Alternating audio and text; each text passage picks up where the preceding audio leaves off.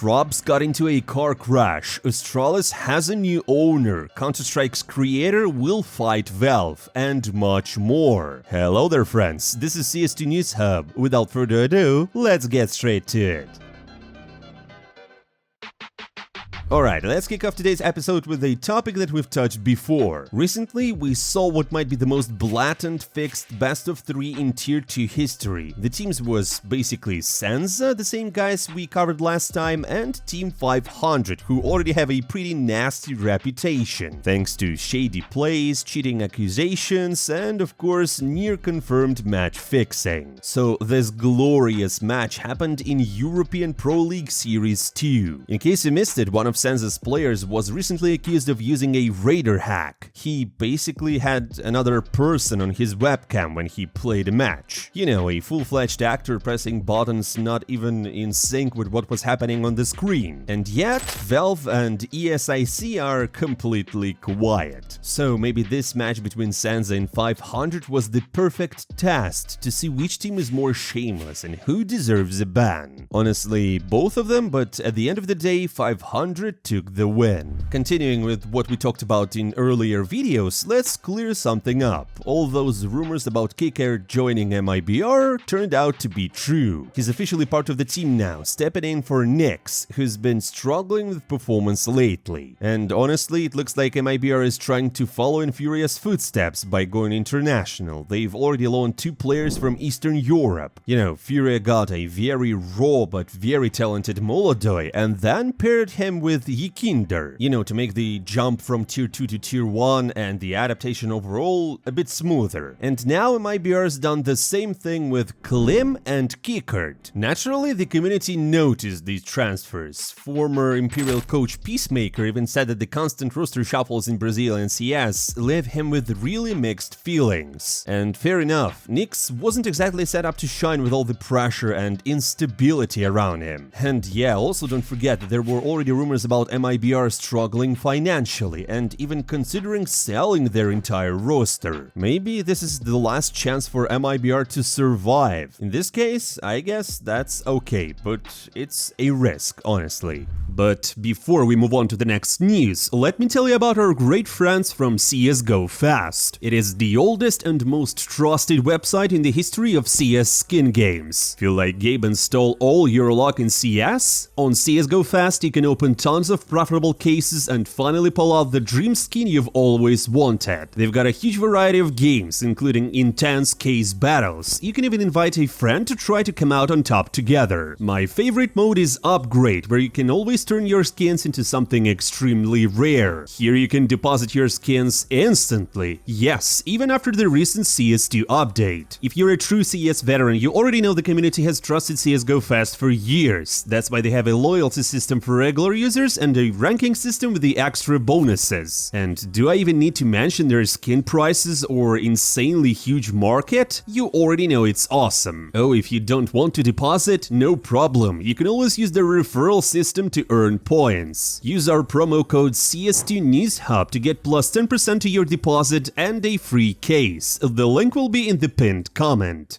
And yeah, I guess we will not talk a lot about the fact that the new guy Klim just dropped a couple of racial slurs, calling his teammate a monkey. Obviously, he got really hated for this, and he had to apologize, as well as Mibr, who issued the same thing. Speaking of made in Brazil, let's be real, their chances of making to the major are basically zero. They will have to grind for every single win just to scrap together some Valve ranking points and be happy with it. Meanwhile, Energy doesn't have the issue because they took down Ninjas in Pyjamas in the Fragville finals, and they just skipped straight to stage 3 at least. MAT, Legacy and Imperial still have a lot of work to do, but MAT looks the most dangerous of the bunch. They've been giving even tier 1 teams problems lately. As for Passion UA or Passion USA, things don't look good. They're down in the 13th place, which puts their major hopes in serious doubt. out. And keep in mind, this is the same team that just signed the old Complexity roster after the org went bankrupt. And let's now talk about Ninjas in Pyjamas for a second, because this is kinda insane. Recently we learned that the organization could be making more money in the 2 upcoming months than they've ever won across more than 14 years of CS. Mind the era of Ninjas in Pyjamas in CSGO. How, you might ask? Well, they actually just picked up a bunch of crypto mining centers in the US to farm about 60 bitcoins per month. That's almost $7 million at today's exchange rate. And guess what? Surprise, surprise, it all comes from a partnership with an Abu Dhabi investment office. So yeah, don't be surprised if they just start throwing cash around like falcons, for example, and grab some top-tier players. Now let's shift to another team with an era, Astralis, because big changes happened. The org has been officially sold to Fusion Esports, run by Jacob Lund Christensen, a person behind Copenhagen Wolves and one of Blast's co-founders. According to Christensen himself, Astralis still has tons of untapped potential. His goal is to breathe new life into the brand, push for better results, and build it back both competitively and commercially. Sounds cool, right? And to help all of it happen, Jonas Gundersen, the former COO of Ninjas in Pyjamas, who even oversaw NIP's Nasdaq listing, joined the management team. Should I remind you that the Nasdaq listing of Ninjas in Pyjamas was a total crash? Anyways, the name Astralis will stay, but the philosophy behind it is changing. And honestly, that might be a good thing, considering the old management wasn't exactly known for treating players fairly. Just think about the whole Brovid situation or the recent Staven for Matches swap, especially with James Banks' comments in mind. Alright, as we've covered almost all of Tier 1, let's shift gears and look at what's happening in Tier 2, because this might be kinda interesting. So, the other day, a pretty funny twist happened, involving some former G2 players. Thanks to Taz and Snax, Inner Circle is heading straight to the playoffs of CCT Season 7. And here's the catch, the core trio of Hades, Snax and Taz are still carrying some of the VRS points they got from playing with G2.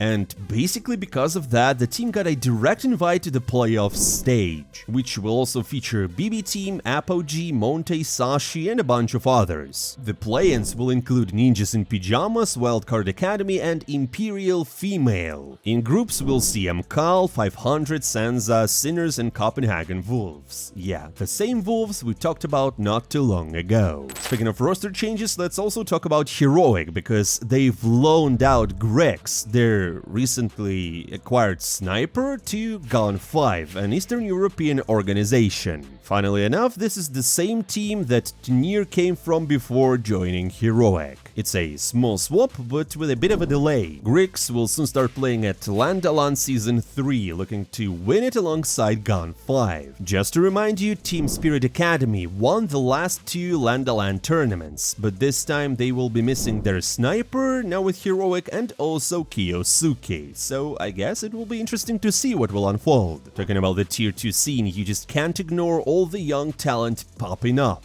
Even NiKo noticed it. He himself pointed it out, saying that this is one of the first times we've seen so many young players break through. Their skill is obvious right away, thanks to all the time they've spent grinding Faceit. Kovac even said that their understanding of the game is way ahead of what 16 to 18 years old used to have. It's super exciting, but also makes them tough opponents. Young talents, if there are any, drop the secret of your success in the comments below. Speaking of, Faceit is in the spotlight again, and not for a good reason. DMA cheats are still slipping through, even after the update meant to catch them. Only a few players got banned, and the rest are totally free to play. Some players are even suggesting that these cheaters might have connections with the platform itself. You know, there's a history of favoritism on Faceit after all. And what it makes worse is that the issue could have been solved quickly, but the admins are just doing nothing. Now let's talk about some sad bad news. Ropz was recently involved in a car accident in his brand new Porsche. Thankfully, according to the player himself, he wasn't hurt, though the crash itself was pretty serious. He is totally fine, but the fate of the car is still unknown. Judging by the picture, it's, well, not that good. And what's kinda ironic is that Ropz has been criticized before for buying a Porsche. Back then, his form dropped right after the purchase. Fast forward to now, playing for Vitality, he treated himself to another Porsche, and once again, trouble followed. Maybe Ropz and Porsche are just not meant to be. Alright, let's now switch to some positive news. The conflict between PGL and ESL has finally been resolved. We remind you that Valve stepped in and made it clear. ESL's new rules just didn't line up with the official ones. You know, they just can't decide who gets invited and who doesn't. And PGL, on their side, made some adjustments to help out the teams. They moved the schedule so that PGL Bucharest now ends on November 1st instead of November 2nd, which is Saturday. Sounds great, right? Yeah, but there's a bitter part. As former complexity manager Messi also pointed out, Aurora and Gamer Legion skipped IM Chengdu just to play in Bucharest, and now they're missing out anyways. On top of that, the teams are still going to be exhausted from the travel, and as we saw it at IM Dallas earlier this year, even easy matches can go sideways when fatigue kicks in. Speaking of updates, Valve just rolled out a small but super handy change to Steam. Now you can instantly see the flood and pattern of the skins in your inventory. For collectors, this is a game changer, no more third-party apps. And if you're planning to sell a rare skin, it makes it way easier to show off the true value and get the best price. And then they dropped another tiny patch for CS2. Apparently Valve is preparing an update for the Armory, and they basically say that this is your last chance to spend your stars on gallery case, graphic collection, and the character craft stickers from the Armory, because they will just remove it soon. Prices have already skyrocketed, but I guess what can we do? And to finish things off, here's a funny one. For a while now, people have been saying that Valve might add chickens or other animals into CS. And Min Lee, also known as the Gooseman, the guy who actually created the game, said that he's fine with that, especially if they're just like weapon keychains. But if Valve dares to add real pets that follow players around like in World of Warcraft, he swears that he will just show up at Valve with a pitchfork.